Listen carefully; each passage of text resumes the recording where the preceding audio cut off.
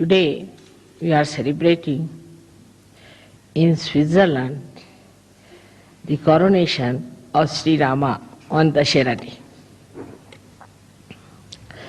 Many things happened on Dashera Day. The most important was that Sri Rama was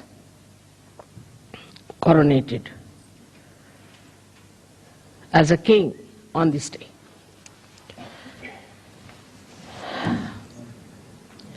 He also killed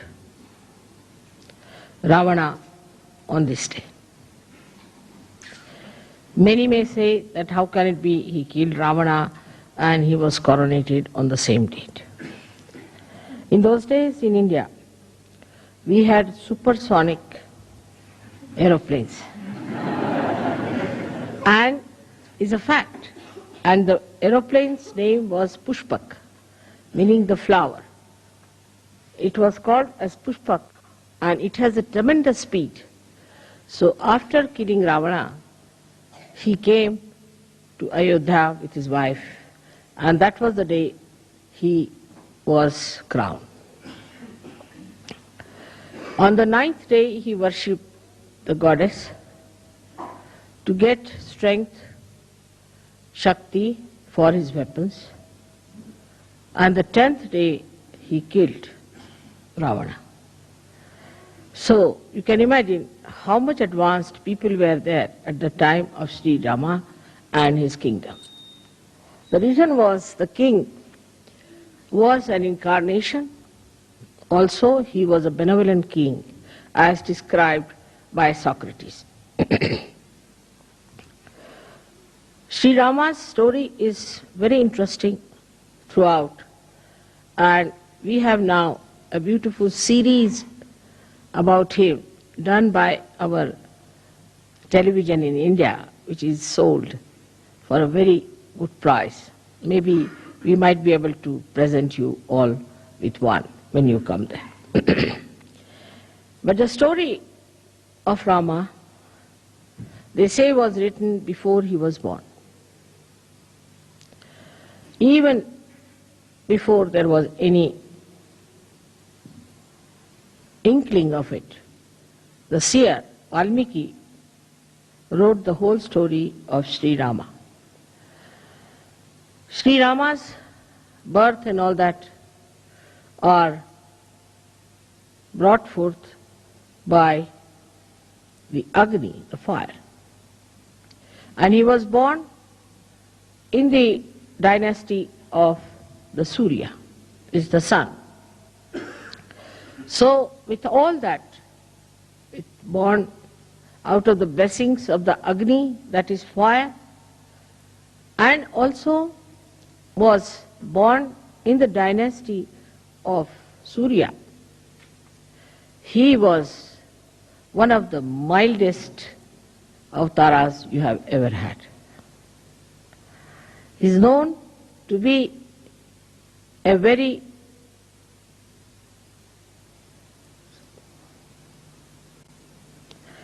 English language, formal person, in the sense, Sankoch, that he would go to any extent to bear upon himself the problems than to tell others to do something. We still had many people in India like that. Like we had one Prime Minister, Lal Bahadur Shastri. And if he was sitting in the room and there are people sitting and this electricity was on somehow, say by light or something, and he wants to put it off, he would not ask anyone to put it off.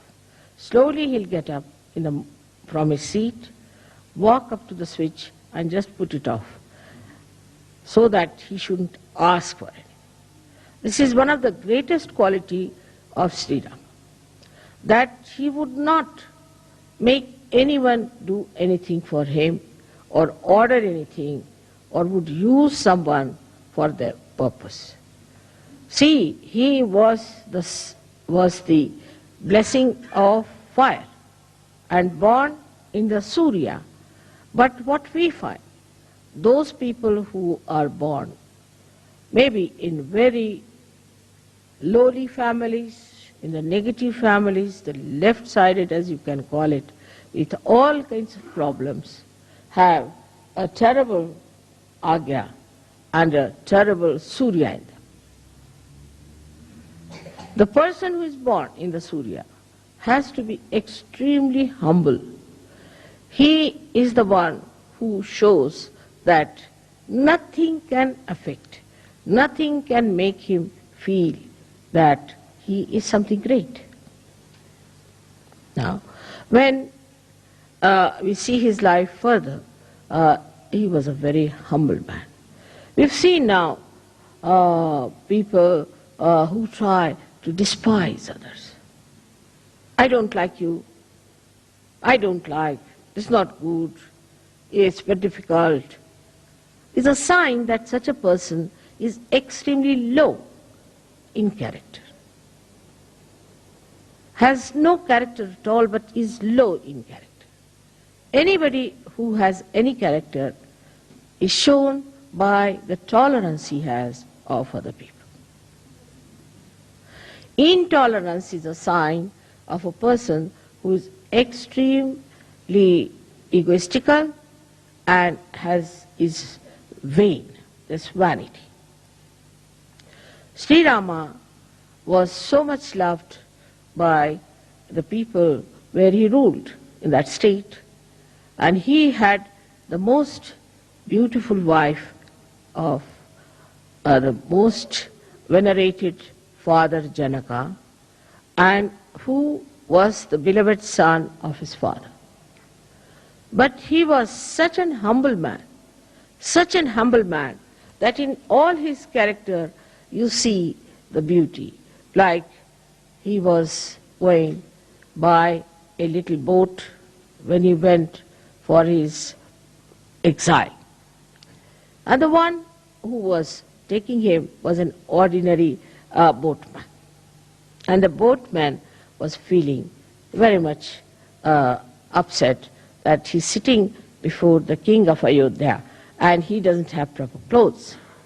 So Sri Rama, who was himself was wearing nothing but valkalas, are the clothes which are worn by the village people or worn by the people who live in the primitive areas, only kind of leaves that they have.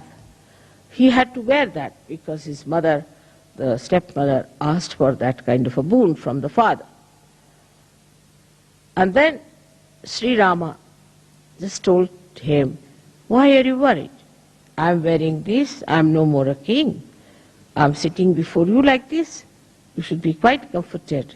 And I really don't know how to steer the boat, while you know how to steer the boat. So why should you be worried?" Like that, he kept even the people who we would call as low in society at a very high pedestal. Which shows that he respected human beings. He himself is called as Maryada Purushottama. Means he was the one who knew how far to go with someone, Maryada. How to talk to someone. How to approach someone. While we find people who misbehave, even with their husbands, with their wives, with their children, with everyone, and also outside they are about to jump on others. That's absolutely against Rama. It's like Ravana. Even Ravana was not like this. He was also of not that nature. Because he had certain dharmas within him. He was a realized soul, but he had become a Rakshasa because he became arrogant.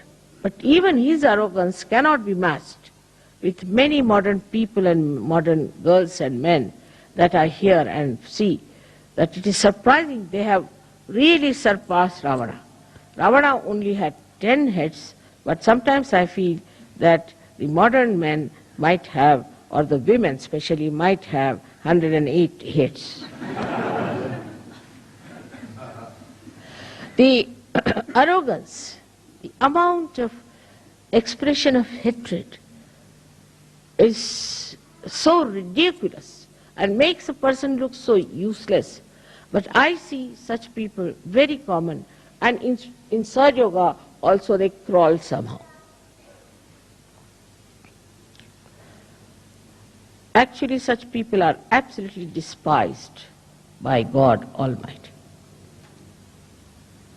You go further with his life. See, he went and into the village where a very old woman who was belonging to the primitive class of Bhils had very few teeth, and she brought some fruits, little fruits we call as pear. And she brought and gave it to him, that's Sri Ram, you see, I have got these for you. I don't have anything else. And these, I've tested all of them. Actually in India, if you put in the mouth, it is uttishta. Nobody will touch it. But she says, I've tested all of them by piercing my teeth into it, and I've seen that none of them are sour. Sri Rama didn't like sour fruits, she knew. So none of them are sour, and you can have them. I mean, in a way, if it is done to somebody in the West, they will hit you hard. Immediately, Sri Rama rushed forward and took the beads from her hand, kissed her hands, said, all right, I'm going to have them. With such enthusiasm, he ate them. So Lakshmana was a little angry at that lady. What's this going on? So Sita ji said, oh, do you like them very much? She said, yes, but I'm not going to give you anything. She said, no, I'm your half body, you have to give me. So he gave some to Sita ji. So Sita ji ate, what a thing, it's like nectar of heaven I'm eating. So Lakshmana felt very jealous. He said, sister-in-law, can I not have a little of it? He said, no, I can't give you. You ask your brother. I'm not going to give you, I have a very little share. Why don't you ask your brother? So he goes to his brother. He said, can I have some more? So Sri Rama smiled and gave him that bear, which was eaten or touched or was pierced by the teeth of a primitive woman who is actually an outcast according to the Brahmanic laws of India.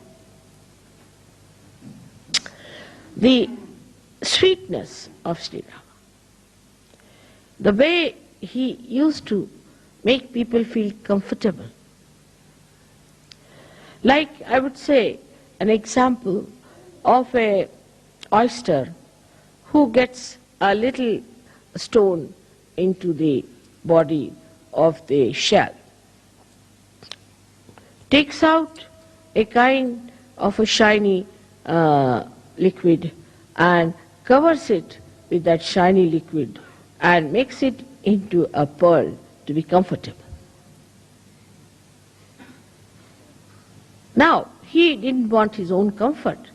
Rama a little bit different, that he wanted to make everyone into a diamond or a pearl so that the other person would shine and would look nice.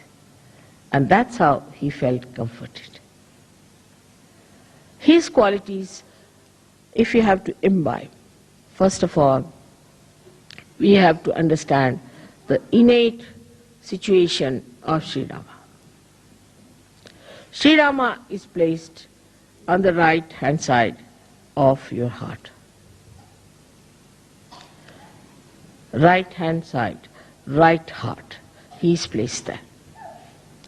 Now, in a human being, there is no right heart. If you tell somebody there's right heart, they say, what? There are 2 hearts or 3 hearts? In our Sahaja Yoga, we have 3 hearts. One is the left, another is the right, and one is the center. Now, the right heart is a very important thing. The right heart looks after the whole lungs, both the lungs, or the throat, the trachea, the nose, the inner part. The outer side is looked after. We can say the features are given by Sri Krishna. But the inner part of it is all done by Sri Rama. They are the same. But one acts as in the inner part, the another as the outer part. It gives you the ears. From the inner part, Sri Rama does. He gives you the eyes in the inner part of the eyes. Now, it's so important to have the inner side all right and the outer side. Is an example of Sri Rama. He never cared for the outer side or the outward looks of a person. Because he came before Sri Krishna, he tried to build up the inner side of a human being. So we can say, though he is on the right heart, he acts through your Hamsa Chakra and partly through your Vishuddhi Chakra in the inner side of it. Because Sri Krishna, in the inner side of it, is Sri Ram, is Sri Vishnu. So, when somebody is, say, not good looking according to the Western standard, according to me the Western standards are rather funny. Because Western standards don't look like, neither like Krishna or Sri Rama. The person like Sri Rama was a very healthy, tall person with his hands up to the knees. Ajanubhav. He is the one who has Ajanubhav. And he was plump. Both of them were plump. They had to be plump people because they were, though they were born of the Agni, he was born of the Agni, but the water is the main element of Sri Vishnu. So they were all plump people. They were not thin like sticks, as today's modern ideas are, to be thin like sticks and like TB patients. But it doesn't mean all plump people are good. We always logically think that plump people are, if mother says so, then plump people are good. It's not the point. The inner side of it, I'm saying.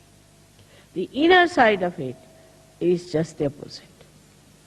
Inner side of it is absolutely beautiful and absolutely full of love, affection and warmth. A person who doesn't have these things is a sign of a person who is not a Sajjok, first of all. A person who is very loud, talks loudly, speaks loudly, laughs at wrong places, must be half mad, but cannot be a Sajjok. See, the softness of Sri Rama goes to the extremes where I call the Sankocha, the formality, the formal. But it is in English language, formal is not the word, Sankoch. He was once, when he was fighting Ravana, he was taking out with his arrow his 10 heads one after another. And if he took out one, then took out the second, the first one would come back. So because he had a kind of a blessing that nobody can kill him by hitting him on his head. So Lakshmana says, you know for definite that this Ravana cannot be killed by hitting on his head. So why don't you hit him in his heart? So he said, the reason is this, that just now in his heart is Mahalakshmi, the Sita. Sita is sitting in his heart. And how can I hit him on his heart? Because she's there, she might be hurt. So what's the use of hitting on the head, he said. He said, because once I start hitting him on the head fast, his attention will go there. As soon as his attention will go into his head, then I can hit him on his heart. See the sankoch. See the sankoch, the way he talked. Now we have, see now what's wrong with you? Why are you all the time smiling and like that? Why can't you keep quiet? What is there to smile about certain things where you don't have to smile? Keep quiet. Now, then what happened? That he was so kind once when a very ugly woman, Shurpanakha, came to entice him. And she said, she came to entice, she said that, Rama, why don't you marry me? I mean, to a person like Rama, who is Maryada Purushottama, to ask such a horrible questions. Somebody would have really beaten her up, if not anything else. So Sri Ram smiled. He said, Madam, I'm sorry, I have a wife and I believe in one wife, Eka Patni Vrat. So I'm sorry I can't marry you. But mischievously says, all right, my brother is there, his wife is left in Ayodhya, you can ask. So he went to her and he asked, she went to him and asked, Lakshmana, why don't you marry me? Because she had become very beautiful, she has transformed herself to a beautiful woman. She must have gone to some beauty parlor or something. But she made herself like that. And she was there.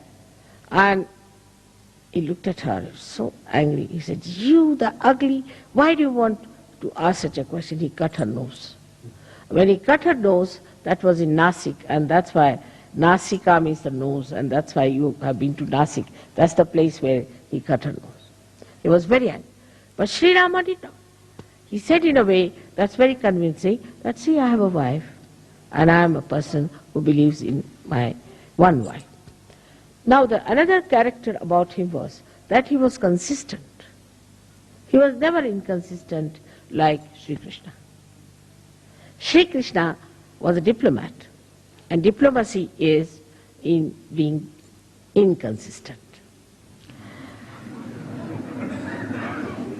Sri Krishna's style was different. But why, what's the matter with you? Why, what is it? You come and sit here, this side. Come along, Tina, come and sit on the other side. Why do you talk to her? Go and sit at the back, go. She's already given me a very bad time in Pune, and now here she is. While I'm talking, please don't talk to each other. This is the least you can do to me. Have you seen any Indians behaving like this?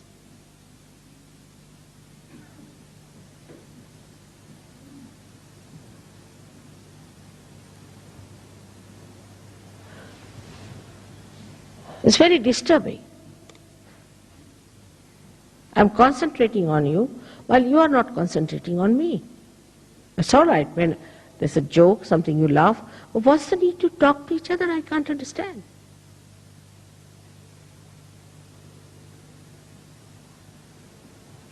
All right. Sorry, I had to say that. You see, at the time when I'm discussing Sri Rama. Sri Rama would not have said that. But in Sahaja Yoga, you can't carry on like Sri Rama. Sometimes you have to be like Parshurama also. Otherwise things don't work out. Now, when it went ahead with it in his character, which was so beautiful, that you find he was such a consistent person. Whatever he said, all the life he carried that. For example, he said, I'm the one who believes in one wife, Eka Patni Vrat. Now he had a very nice wife, no doubt, very beautiful wife, but she had gone to Ravana and he was left alone. When they wanted to start a kind of a yajna called as Rajasuya Yajna, which was meant to be the conquering the whole world. Then they asked him, you have to marry because you have to have your wife. They said, no, I can't marry because nobody could be like my wife and I can't marry. I can forego this kind of a yajna, but I can't marry again. So then they said, all right, there's only one thing you can do is to make a statue of Sita in gold. And you have to use her, that statue, as a wife representing. He said, that I will agree. He took away all his ornaments, everything, and made that statue, and he did this again. So whatever he said, he followed thoroughly. In his dharma, he was perfect. Another incident is that when Sita was lost, he never slept. He never slept on a bed, always on the Mother Earth. Never slept on a bed, always on the Mother Earth. The pain he had of his wife is very well described by all the poets of India.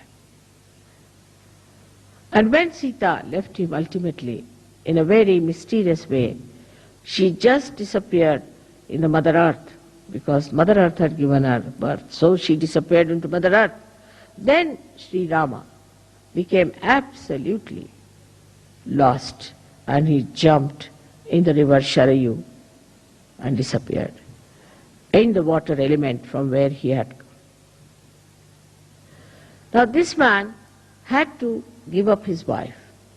In these contrasts, you can see the wave rising and falling of a personality.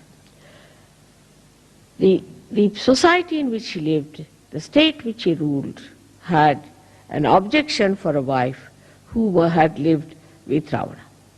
And the public started talking about it. So as a good king, he just decided that his wife should be left forever. And then he sent her on a beautiful chariot with his prime minister and his brother Lakshmana, who took her down and left her, told her this is what has happened, and that Sri Rama has asked her to take you down to the ashram of Valmiki. As a result of that, she got very upset, and she said, she was Adi Shakti, so she didn't have to bother. She said, you just leave me here. Very self-respecting person. She didn't say, no, I'll come to him, or I'll sue him, I'll go in the courts, get all his money, how dare he throw me out. Nothing of the kind. That's the grace of a woman. Graciously, she said, all right, now you have listened to your brother, I'm your sister-in-law elder too. Now you obey me. And I tell you, as your sister-in-law, that you can now go, leave me here alone, and I don't want you to go any further with me to deport me with somebody. And she was pregnant. Here if it happens, of course, horrible things can happen. But in India, if such a thing happens, the wife will kill herself or she won't be able to bear it. I think both things are just the same in escape. If there's no aggression, then there is recession. But she said, no, I have to give birth to these two children. I can look after myself. All right, graciously he's done it, I have nothing. And please tell him not to worry about me. And she told Sri Rama, Sri Lakshmana, that all right, you look after him. That's all I want. And she told the chief minister, the mantri, that you must look after the kingdom. See the dignity, see the balance, see the character, the personality of Sri Rama. He was called as Maryada Purushottama. And look at his wife. She was equal to him in every way. When she was kept by Ravana. Ravana was so frightened of her Shakti that he would not touch her. He used to frighten her. Say, I'll do this to you, the women of India, I'll do this to the women of the world, I'll do that kind of a horrible thing, I'll take another birth, I'll misbehave. She said, do what you like. You cannot touch me. He could not touch her hand. He was so frightened. And when Hanumana brought the ring of Sri Rama and presented to her and said that this is the ring of Sri Rama. She said, yes, I know. How is he? He said, all right. All inquiries she had about herself. So he said, Mother, I can take you on my back. I can easily take you. You come on my back and I'll take you. She said, no, I won't go with you.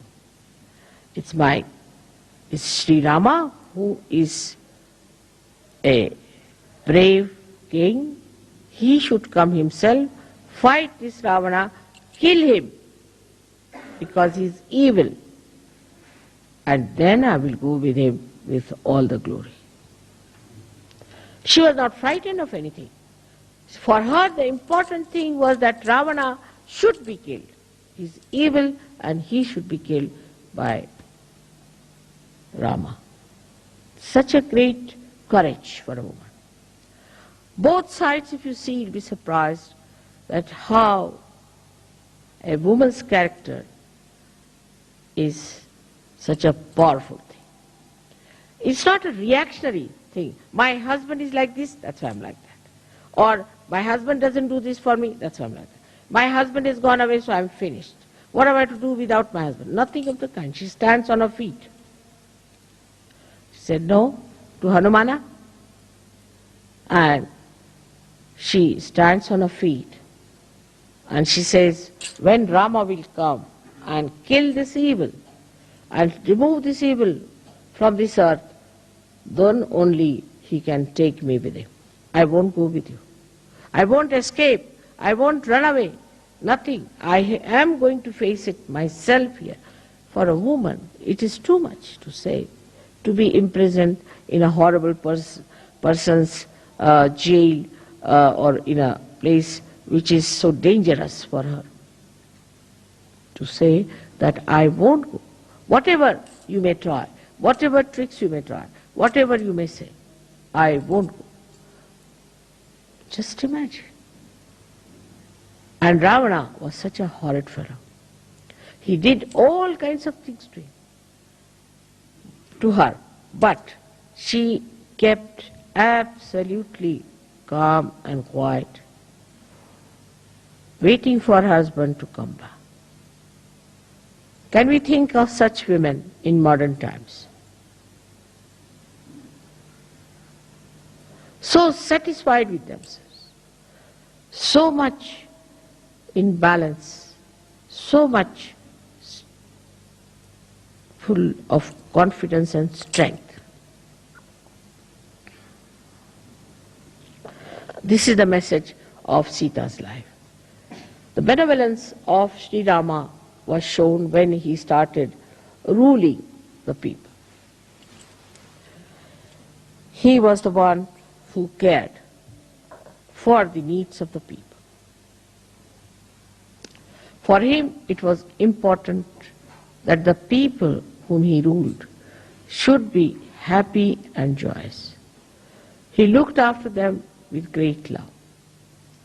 He had 2 sons whom he looked after for a short time because they were lost with the mother, Sita, and they are the ones who found him out in a way that Valmiki taught them how to sing the Ramayana. And they went to Ayodhya and sang the Ramayana. Rama went with them, and one day in one of the yagyas, when they caught the horse of Sri Rama, Hanumana found it impossible to fight those 2 boys, and he couldn't understand.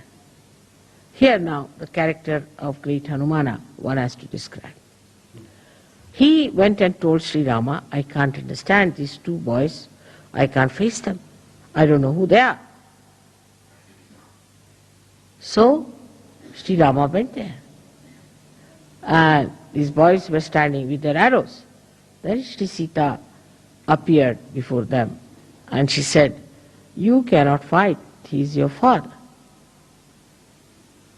This made Hanumana realize it. And he said, all right, I can fight Sri Rama now. Why did he leave you like this? See the sweetness of Sri Hanumana, who was such a great devotee of Sri Rama, could see that he has done injustice to my mother and he stood for that. It's very sweet of Sri Hanumana to do that. Hanumana is, as you know, is the angel Gabriel, who is innocence, simplicity and dynamism. His dynamism was such that as soon as he was born, he said, better eat this sun because the sun is scorching the people in India. So he went and got down the sun. People had to say that, you see, though the sun is scorching, but it's of great help. Please release the sun. Why did you eat it off? So then he released the sun. Hanumana's whole life was spent in serving Sri Ram. And he was such a dedicated bhakta of Sri Ram. Now here the contrast is also that Hanumana had Navadha siddhis, 9 siddhis. The Anima, Garima, Laguma, and all sorts of things, that he could become small, he could become big, so many things he had. Despite all these siddhis, and the amount of power he had, that Sri Rama once asked him that my brother Lakshmana is being hit and he's very sick, he's just dying. So you go and get a particular kind of a sanjeevani, a kind of a herb, which I want to rub on his head. So he went there and he couldn't find it. So he brought the whole of the mountain on his hand and gave it to Rama. Now you select, I don't know, I can't find it. That is the Hanumana Shakti. And with all that power, he was such a humble person and such a dedicated person. This is the sign of a powerful surgeon. Anybody who is powerful has to be humble and non-violent. Mahatma Gandhi used to say that what is the non-violence of the weak? A weak has to be non-violent.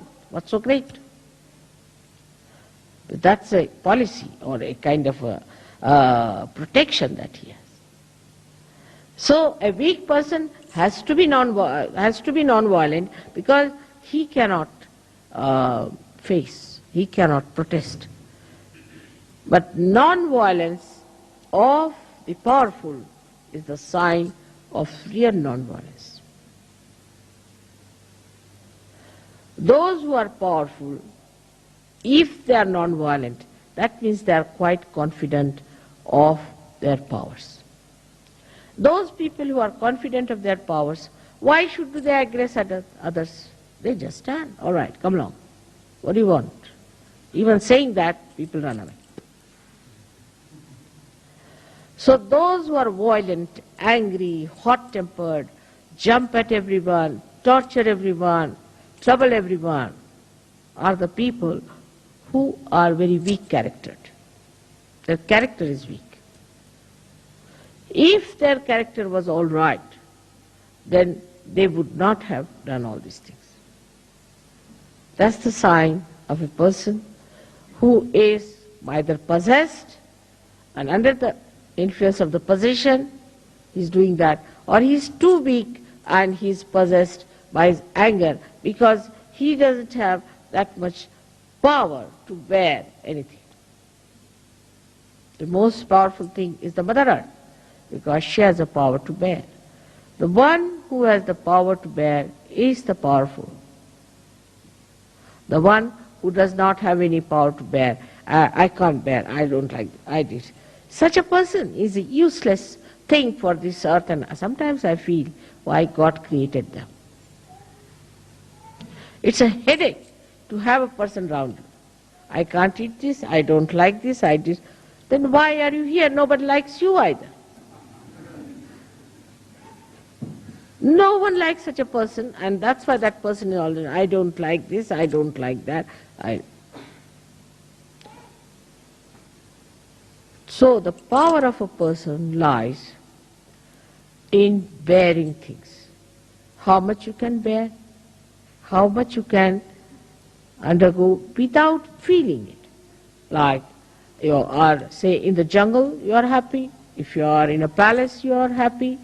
If you are with this color or that color, if you are with this race or that race, if you are with this kind of life or that kind of life, you can bear it. And that bearing power gives you the caliber to have Sahaja Yoga.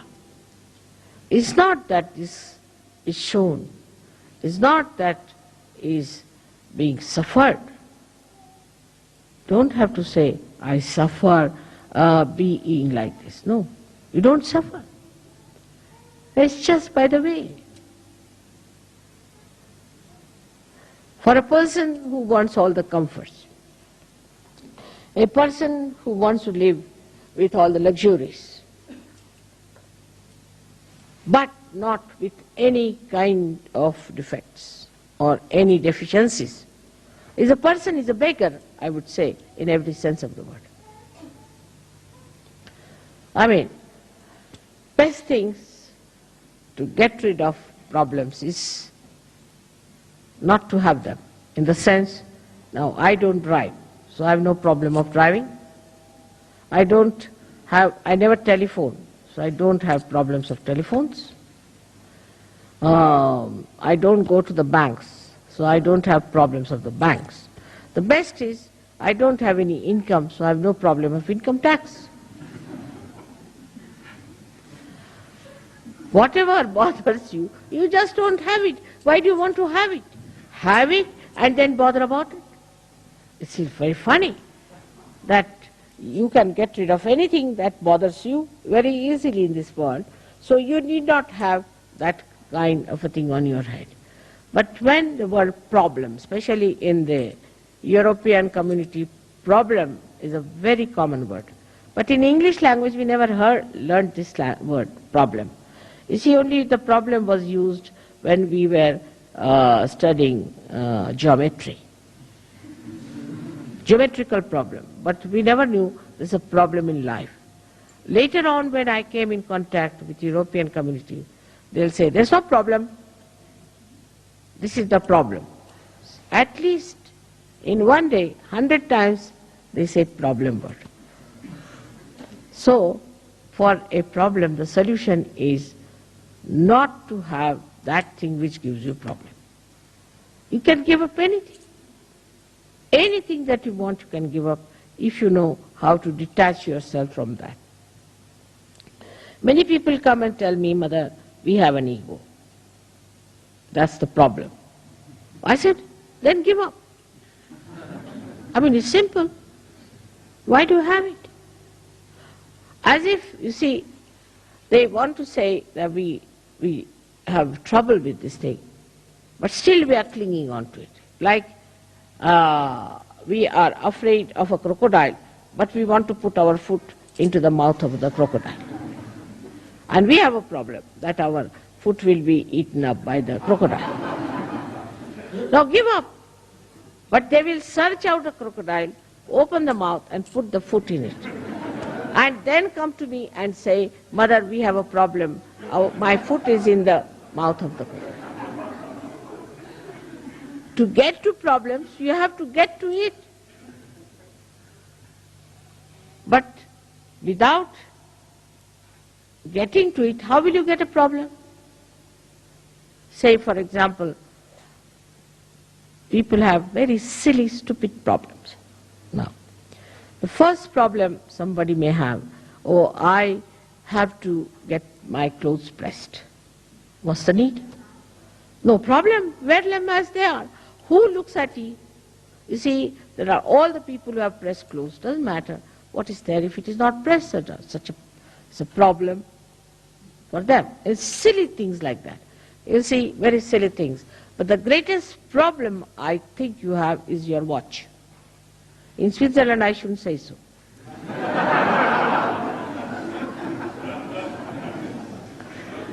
You see, the problem is like this, that now you have to go to the airport.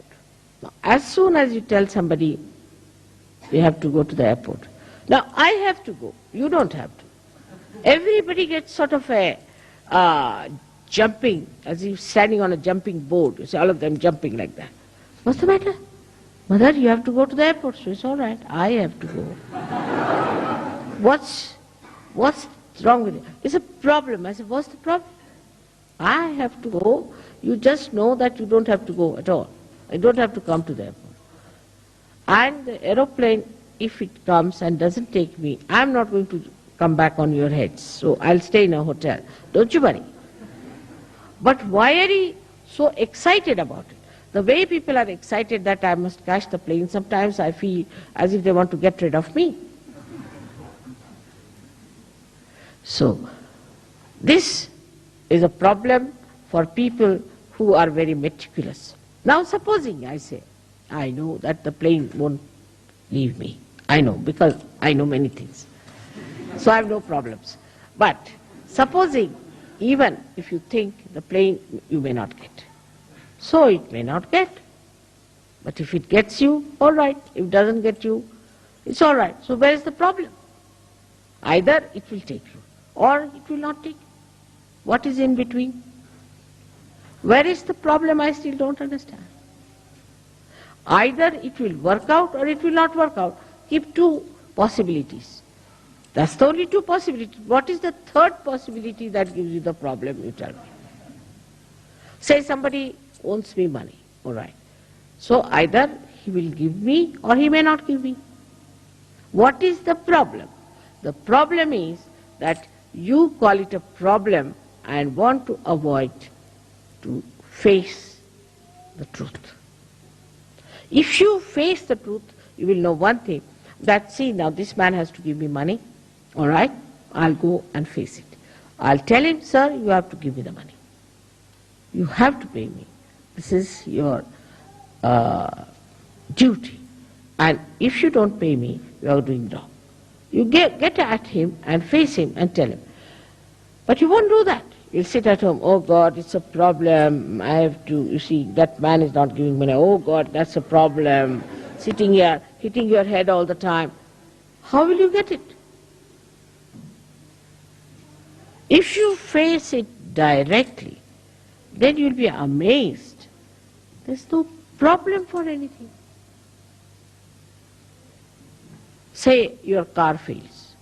So it fails. Get down, enjoy yourself nicely till somebody comes along, takes you. Or if, supposing you don't get some lift, all right, stay there overnight. What is it? No tiger is going to eat you.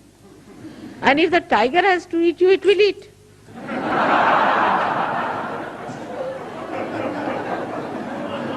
Where is the problem? Still I can't see.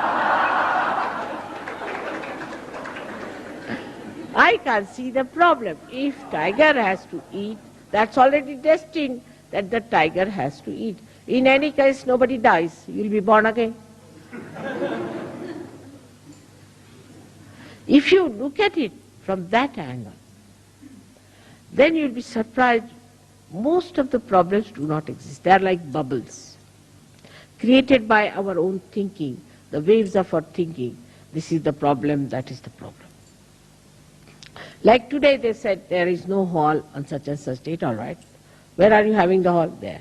If there's no hall, let us have it in the open.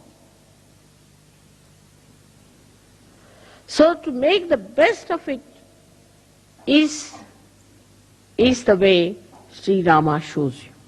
Now, what is the way he has helped us? Let us see. Sri Rama, by his character, by his balance, his peace, and his mildness and his sweetness, has shown us how a king should be a benevolent king, and at the same time a very loving husband and a loving father and a person in Dharma. But apart from that, he went down to Maharashtra. He arranged all these things so that he could walk down to Maharashtra bare feet to vibrate the land. Because Sahajogis will be going one day to Maharashtra, and the Maharashtra has to be a vibrated land. In Ayodhya, he never took out his shoes, because he was the king there. But when he went, and Sri Sita, both of them, when they went to Maharashtra, they took out their shoes to vibrate it. On his way, he saw a big stone, which was nothing but a lady, cursed to be a stone, Ahilya, and he made her, just by touch, she again came back to life. Like that, one after another, he was just, by the way, as if was doing, but that was the purpose of his life, to go there. And that has helped. A very great achievement within ourselves is the Sri Rama. Sri Rama stands for the pranavayu, is for the vital air that we drink, that we take in, for the vital air. And that vital air, when it gets heated up, we have to know that we are not anymore with Sri Rama. It has to be the cool air should blow through your nose and your mouth. I don't know about you people, it happens with me all the time. When you are angry, the nostrils go up, swell up, and the hot air, the hot words and everything hot, the heated eyes and everything goes up like that, curled up, and you become ferocious Ravana, because you have forgotten the beauty of the nature of Sri Rama. What has he done to our center heart is the greatest thing, that he has given you a fatherhood within yourself, because Sri Rama represents the fatherhood. Now what sort of a father you are, you have to decide. Those people who are not good fathers develop problems of the right heart. Also, those people who are not good husbands also develop the right heart. This right heart is so important because, especially in the West, where the climate is so funny, you have to keep inside your rooms and closed all the time, that you get all dried up inside. At that time, if you don't have that sweetness, that warmth, that kindness of Sri Rama, you get the trouble of asthma. So many people die of asthma in the West. On top of that, you fight with your wives, you treat them, you take away their money, you cheat them in their money, and every way you torture them, then it becomes even worse. So it has something to do with money, in the sense, because Sita ji was Sri Lakshmi, and Sita ji was the one who was the power of Sri Rama. So the Sri Lakshmi also gets annoyed with you when you are a bad father or a bad husband. That's why the Griha Lakshmi is very important. But the woman has to be the Griha Lakshmi. She should not be a shrew and then the husband is supposed to be kind to her. Then it's spoiling. That's very bad. The woman has to be a Griha Lakshmi, a beautiful woman with a very sweet nature and talking to her husband in a very sankoch manner, and also looking after the children, looking after the family, and looking after the guests who come to their house. But if you encourage and run after such women who are no good, means collectively they should be good. If collectively they do not act well, collectively if they are aggressive, collectively if they are tormenting others, then such women should not be encouraged at all. But then Tulsidas says they should be beaten up. Is a thing looks very bad in modern times if somebody says like that, that women should be beaten up in case they have all such qualities which disqualify them from being Grahalakshmis. Of course, there's no need to beat, but I mean to say that what is it that you have to drive out all these badhas from your women? Very important. Otherwise, if you fall in this activity of keeping your wives on right lines, you might also get a right heart and asthma ultimately. Because your wife and you are part of the society. And the society has certain laws which are very important. There's something like Stri Dharma, there's something like Pati Dharma, there's something like Mata Dharma, Pita Dharma. Everything has a dharma. Those men who torture their wives have very bad heart. In the same way, those who play into the hands of their wives also have a very bad right heart. You have to be in the balance. You are the husband and she's your wife, and both are responsible for keeping a very good family relationship. It's not one-sided. It's not the husband only or the wife, but both of them to be in such a manner that they act according to their nature of woman and man, and respect each other, love each other, share everything with each other, and exist in a way that people should see that there are two wheels of a chariot, one on the left, one on the right. There's no imbalance. They are equal but not similar, as I have told many times. Now in the case of Sri Rama, he left his wife. When it came to Sita, she left him too.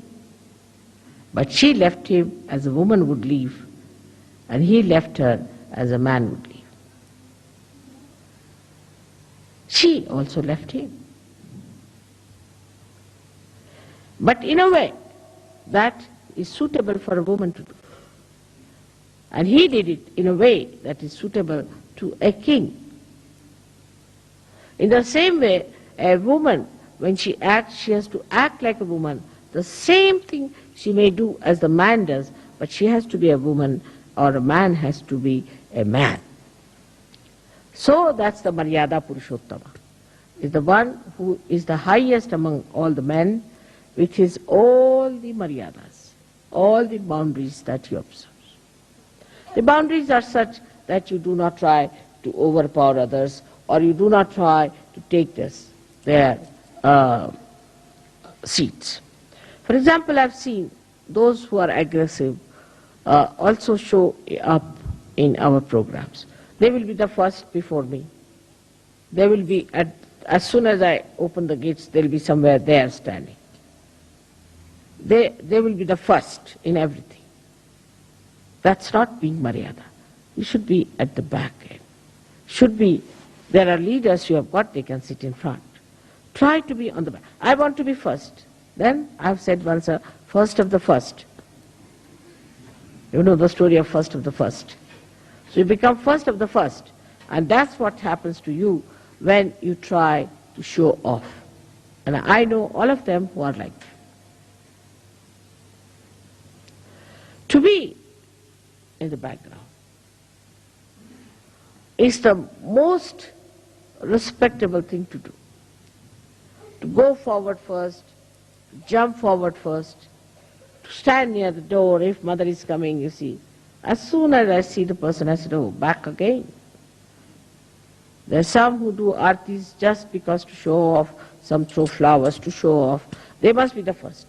And somehow or other, they get also the position because of their assertions and askings.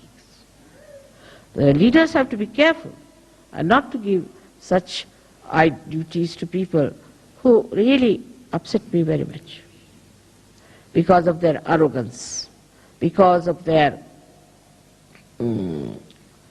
showing off.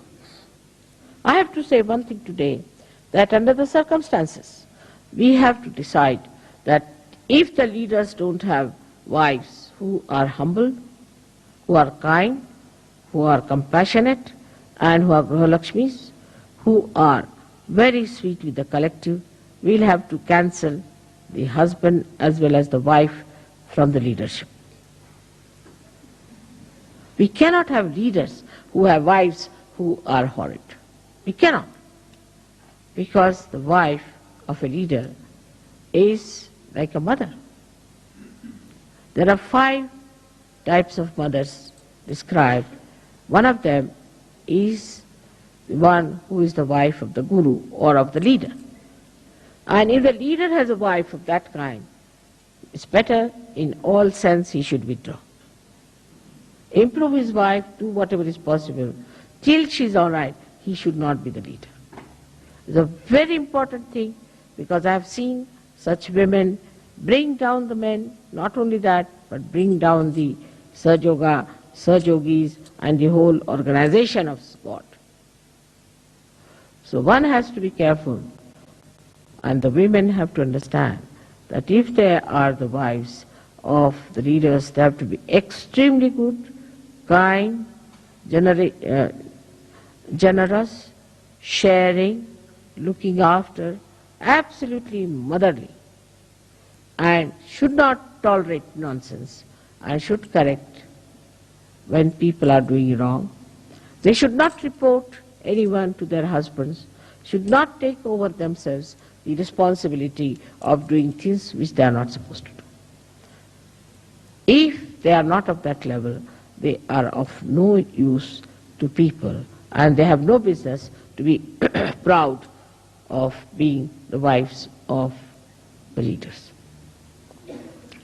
From Sri Rama's life, we learn a lot, and from Sitaji's life also. Both of them have done so much for us, bring forth such a great life. All their lives they suffered and suffered and suffered. They lived in the villages, they lived in the forest. While they were the king and the queen, they had never known what is discomfort.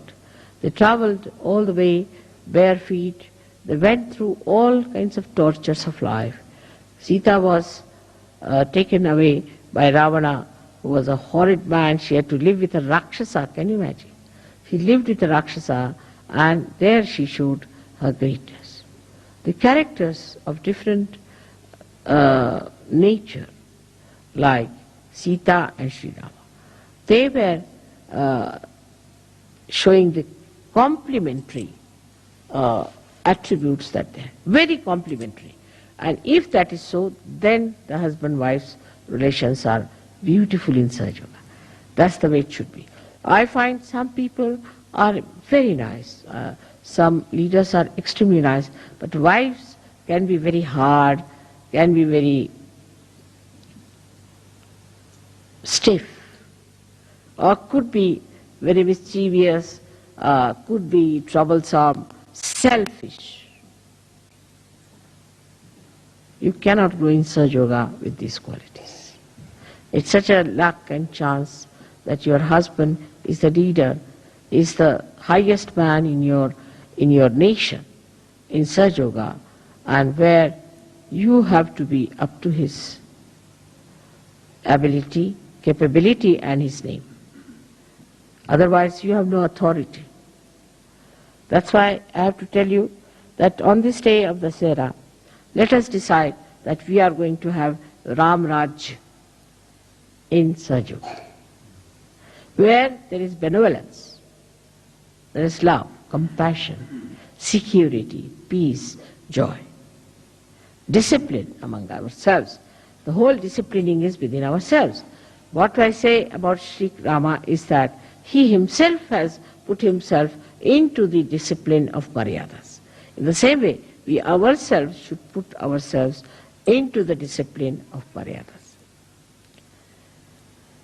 It is a very great thing that it should happen in Switzerland, because Switzerland needs it the most,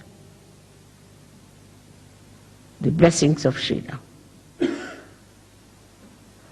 The way it is going on in this country, this very selfish, non-benevolent activities going on, ruining all the poorer nations by this kind of a selfish attitude, a very narrow attitude, very low-level attitude towards the money of these poorer nations.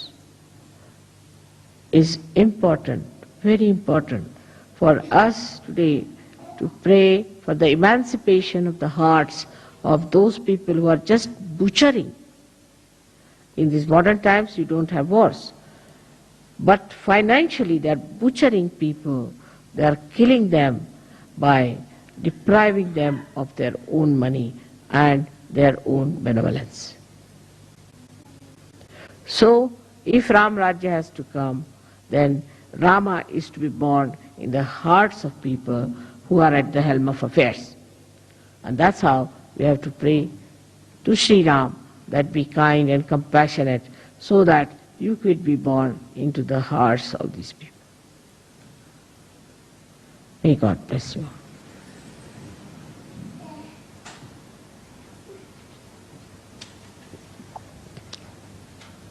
May I have some water, please? I don't know how I spoke today because the vibrations are so much. It's very difficult. Can I have some water, please?